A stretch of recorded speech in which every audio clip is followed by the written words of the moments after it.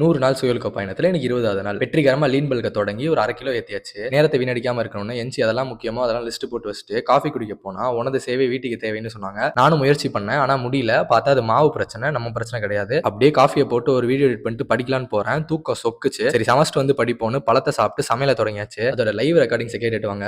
மாசா பேசி ரெக்கார்ட் பண்ணிருந்தேன். அன்பார்ச்சுனேட்லி ஸ்டோரேஜ் ஃபுல் ஆன காரணத்தினால பேசிட்டு ரெக்கார்ட் ஆகும்.